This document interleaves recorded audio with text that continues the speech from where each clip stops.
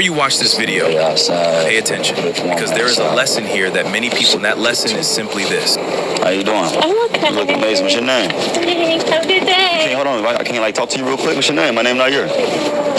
You sure you married? I'm sorry to hear that though. I don't see no ring on your finger. Why you still walking for? I'm trying to talk to you real quick. All right, enjoy your walk then, all right? Enjoy your walk then. I ain't about to do the chasing, man. All that. She was thick though. She said she married. I let her go. Maybe it is some more you want to hear.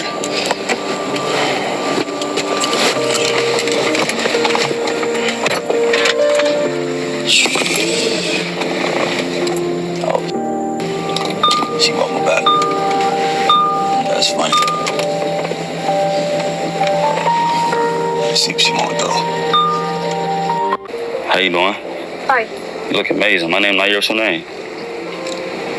My name Nair. I'm sorry, I have a boyfriend. You got a boyfriend? Yeah. Well, I'm sorry to hear that. And you might not care too much about you. Got you out here walking. I don't You was care. mine. You want to be out here walking though. What's your name? I don't care, thank you. All right, have a nice day then. Bye. I'm about to chase you down. Chase got her mind. All right. Let's on to the next. Hey. What's up? I can't even hear you. What'd you say?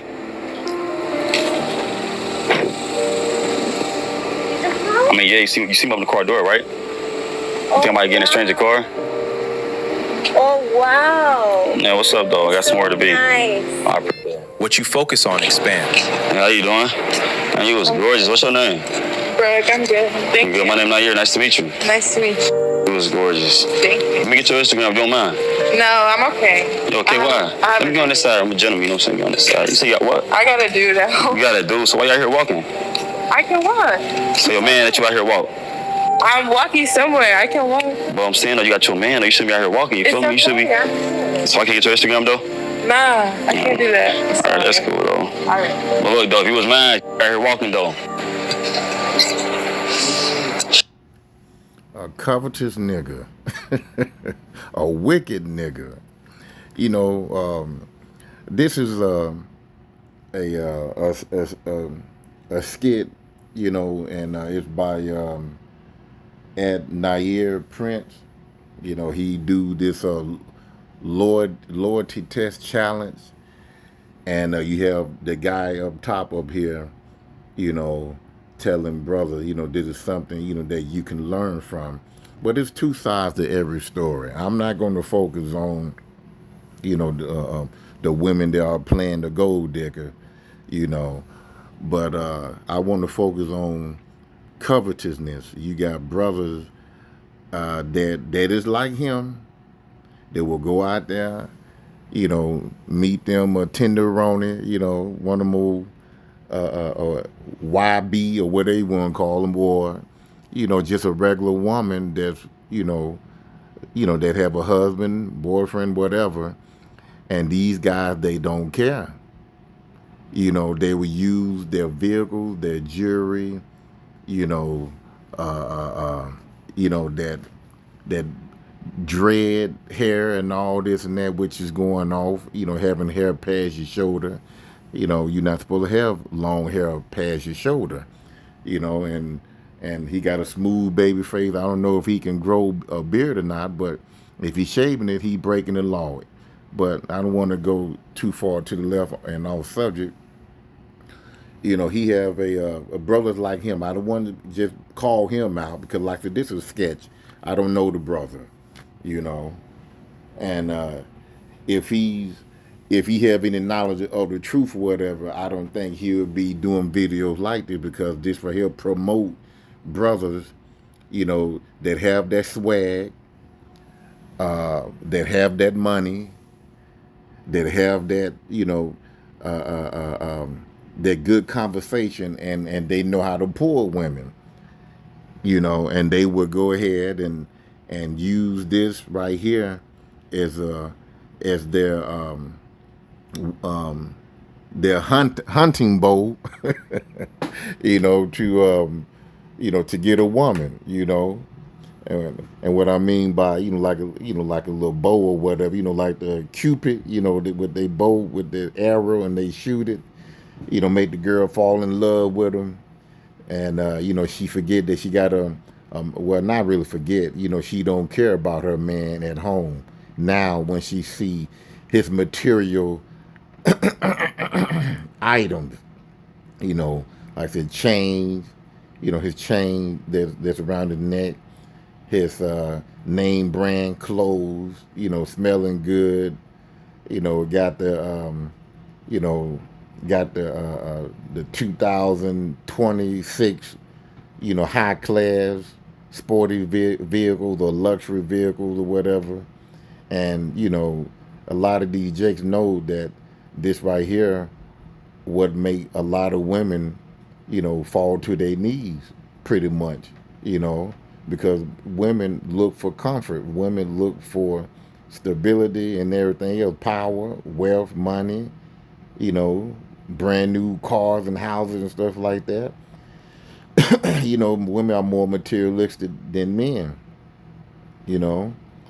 And this man right here, he's a covetous. A man glory is the woman, just like the woman glory is her hair. So she gonna fall more for material stuff, and men are gonna fall over or fall more for for women because that's our glory. That's what we desire and want in life. Especially you know when a brother is hungry, he's he want a woman, or as they say, you burning or whatever. So, you can read that in 1 Corinthians 11:7. For the man, the glory of the woman, the glory of man is the woman. And 1 Corinthians 11, I want to say 15, the glory of the woman is her hair, you know. So I want to jump on covetousness. Let me go to here, and I already put it in here. So define covetous. Well, tell you what. Let me go to this right quick. Salakia. I had it pulled up.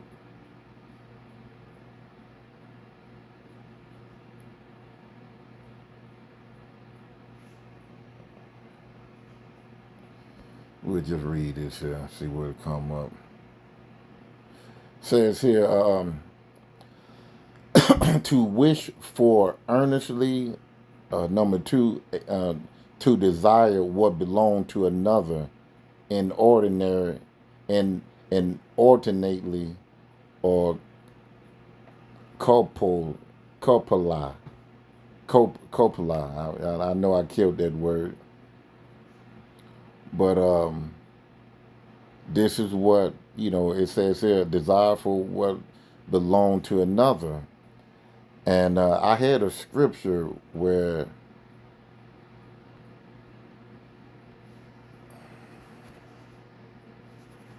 I had a scripture in here somewhere, and it just give me 1 second.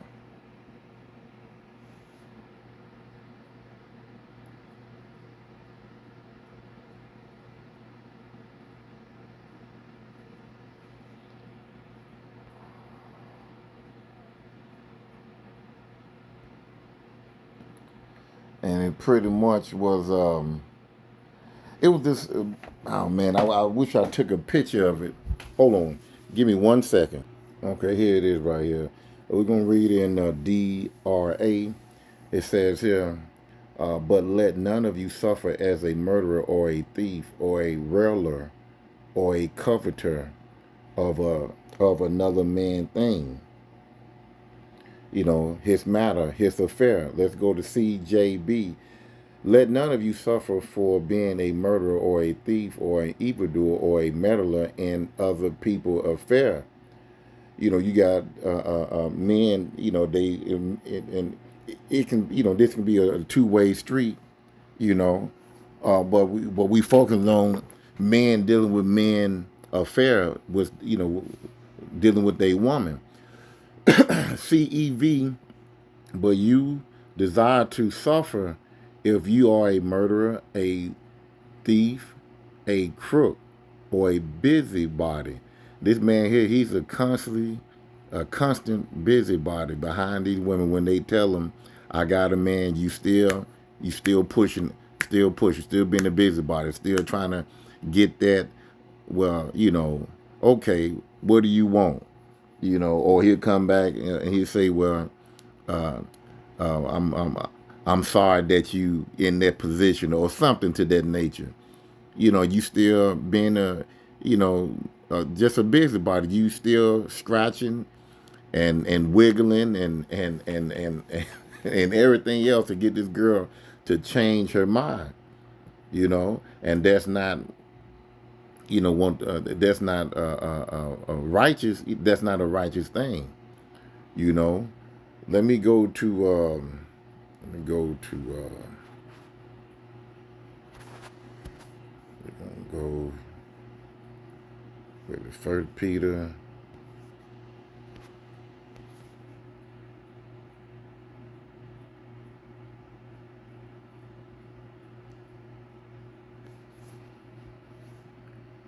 Bear with me. I'm thinking I'll find that.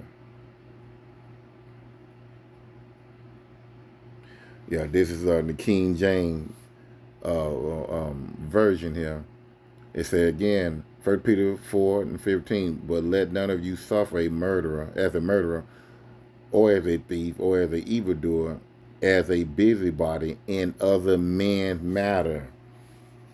See, and that's what a lot of these guys, they do. They don't care. Let's go to is it Ecclesiastes 9 and 11, if I'm not mistaken.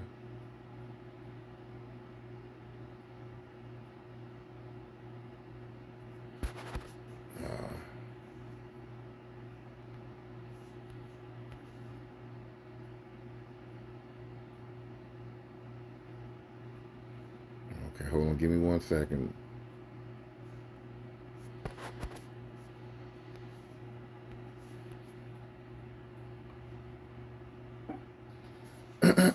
And this what a lot of our young men today, like they busybody. They want to, jump in matters that don't concern them. It says this here, Ecclesiastes 11 and 9, strive not in a matter that concerns thee not, and sit not in judgment with sinners.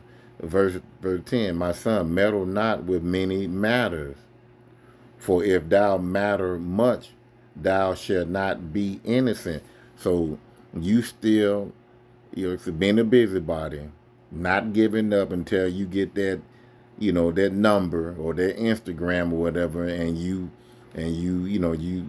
calling this woman, texting this woman on the Instagram, and a man said, then and you and her ain't going to be innocent. It says here, and if thou follow after, thou shalt not obtain, neither shall thou escape by fleeing. So, you're going to get caught. And it's going to be too late to say, oh, shit. You should have said, when she said, I got a man, you should have said, oh, shit, then, and turn around and leave. But it's too many of our brothers, 2/3 of our people are very unlearned. They want to take chances as if, they the man.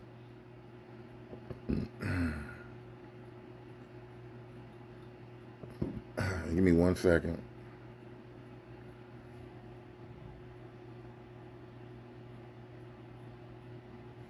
Says here, Proverbs 6 and 26, for by means of a whorish woman, a man is brought to pieces of bread, and the adulteress will hunt for the precious life.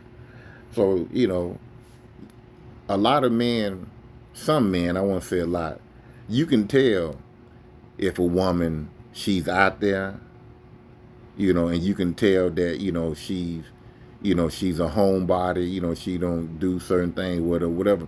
But you can tell, for as you out there in those streets and you know what you like, you know what you desire, and you know that what you got, your vehicle, your clothes, your jewelry, it's a woman magnet. And then you go up to her, and you looking at her beauty and stuff like that, and then she come out and tell you that she got a man and she don't care. She listen, she gonna rip you to pieces. you know she's going to put you in a situation where you're going to be ripped to pieces with them slugs coming at you, or she can set you up. But men fall weak behind the beauty of a woman. They don't care about she having a man. It's her beauty what's going to get him in trouble. you know the adulterer will hunt for the precious life, and she ain't caring. She trying to get what she can get out of it. And then she got Esau protecting her. If she do get caught, she just run to Esau. But anyway, it says 27, can a man take fire in his bosom and his clothes not be burned? Fire get on you, your clothes going to be burned. Hell, you going to be burned. Can one go up on hot coals and his feet not be burned? You step on hot coals, your feet is going to swell, from that, from the intensive heat, going to blister up. 29, so that he go in to his neighbor wife, whosoever touches her shall not be innocent. So this guy here, go back to this guy right here that's gorgeous, that's doing the prowl, he's hunting whatever. When she say she got a man, after that, you ain't innocent no more. It says here, let me read that again. 29. So he that goes into his neighbor's wife, whosoever touches her shall not be innocent. It says here, verse 30. Man do not despise a thief. Man do not despise a thief if he steal to satisfy his soul when he is hungry. But if he be found, he shall restore sevenfold. He shall give all the substance of his house. So if you catch a man, he breaking your house, he didn't steal TVs or steal shoes or clothes or something of that nature, just coming in there trying to hurt you, or he's trying to steal a refrigerator, stove, TVs, microwaves and stuff like that. But if he, sitting down at your refrigerator, of course you're gonna be mad. Don't get me wrong, you can be like, man, what the fuck are you doing in here with gun droned out? But if he eating, hey, just do what you had to do. I don't, like I said, I wouldn't just want to unalive the man just because he's hungry. But if he in your refrigerator, he eating or whatever, get him out of there. Whatever food that he eating, let him have it. Just let him have it. Because the reason why he broke in your house, because he was hungry. But anyway, like I said, I don't want to go too far in that. This not the point. But it says here, if he caught in your house during this time, biblical time, that the man, he got to, he got to work for you now. He got to pay you back. So let's continue on. Verse 33. A wound and dishonor shall he get, and his reproach shall not be wiped away. And he's talking about the adulterous man. He knows. So if he get wounded, he get dishonored, that what he get. His reproach shall not be wiped away.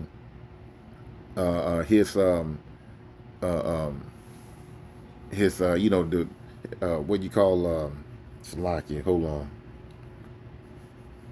He'll be talked about,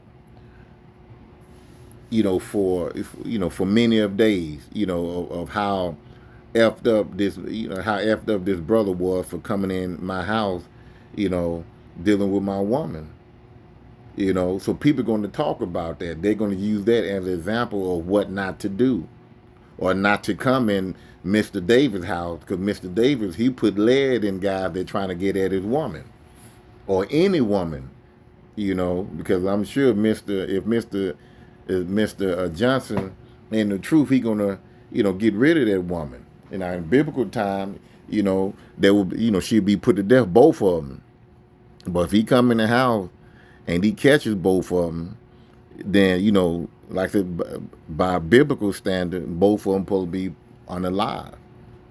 There have been situations where I talked to a coworker. He did 10 years for unaliving the man and not his woman. You know, could have went on and got both of them, and could have got lesser time or whatever. Crime of passion. He lost it. But Esau, he's not going by biblical standard. He's going by how he feel, making it okay, for women, to be adulterers. And men too, because the punishment, for that is death. But he put the man behind bars for something that is accurately right, coming from the Bible. Like I said, he's contrary to the scriptures. Verse 32. But whoso, Salakia, I read that. No, I think I skipped that. I think I skipped 32. But whoso commit adultery with a woman lacketh understanding. He that doeth it destroy his own soul. So that brother, he lacketh understanding. Brothers like him, lack of understanding, and to destroy his own soul. There have been many situations. There have been many men that have been put in the grave behind a woman. 33. A woman dishonor shall he get, and his reproach shall not be wiped away. They're going to talk about this for years. They're going to talk about it for years. For jealousy is the rage of a man, therefore he will not spare in the day of vengeance. So he see you with his woman, ain't gonna be no, I just had a baby a week ago, I'm a new father. Or, I got money in the bank, can you, we can go get it, you can have all my money. He ain't caring about that. For jealousy is the rage of a man, therefore he will not spare in the day of vengeance. He will not regard any ransom. Like the money. I got 15 million. 15 million. It just depends on how big of a rage he have over that situation. Yeah, he probably gonna black out and don't care. But 15 million would be like, well, shit, go ahead and have her. She already had about 144 men before I met her. She barely know how to cook, and this and that. So I'm not gonna put myself in the pen behind some old lazy ass woman that being used and abused. No. So in this day and time, it's not a good thing for a man to do that, because we're not in our rest. We're not in our kingdom. But stay out of jail. Listen, don't be surprised if your woman step out on you. If she do, leave her. Let her go. Peace and your freedom worth more than you unaliving. Let the Lord do that. The Lord said, I'm your vengeance. I'll take care of your vengeance. Don't you do nothing. You let me, take care of that. And he sure will.